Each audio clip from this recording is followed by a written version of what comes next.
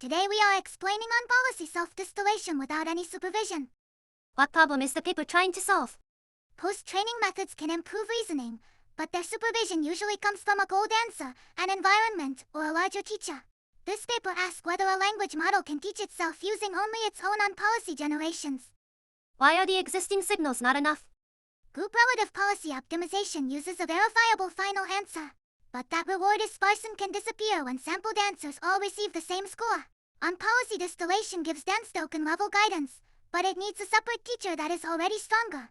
Earlier self-distillation removes that teacher only by supplying a ground truth solution. What replaces the missing ground truth solution? The paper proposes unsupervised on-policy self-distillation, or UOPSD, for each problem. It samples several rollouts, extracts their final answers, and keeps the pseudo-solution only when a majority agrees strongly enough. The model then uses one agreeing rollout as a teacher reference and trains on the disagreeing rollouts.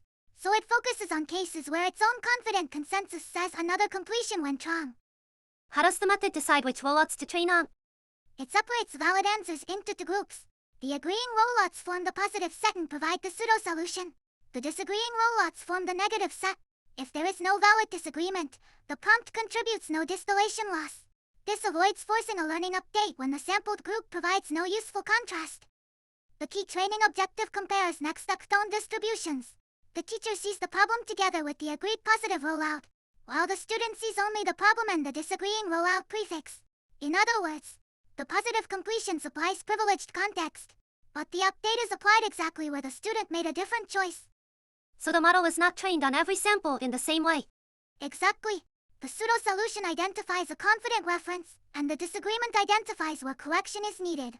That makes the supervision dense across tokens without importing a label from outside the model's own sampled group.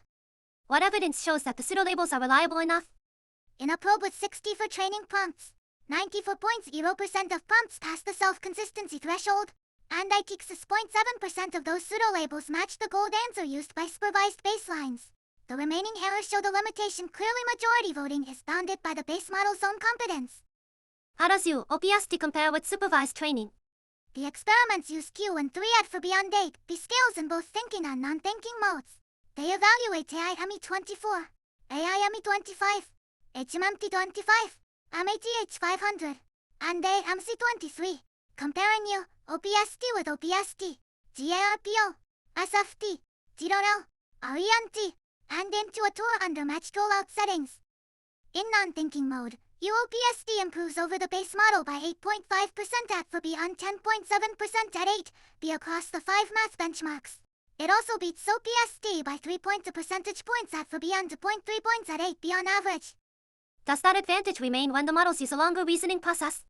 In thinking mode, UOPSD stays close to OPSD. It is ahead by 0.9 points at for B on roughly tied at 8B. Against GARPO, it is ahead by 0.7 points, at for B on 1 points at 8B. The result is strongest as an unsupervised replacement that preserves the performance of supervised self-distillation.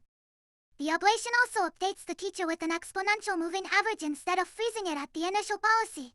With decays 0.995, the best checkpoint gains to point for percentage points over the frozen default, and the gain reaches for 0.1 points at step 150. This suggests that the teacher reference can improve as training progresses. What should we be cautious about when interpreting the result? The evidence is limited to Q and 3 in competition mathematics with automatically checkable final answers.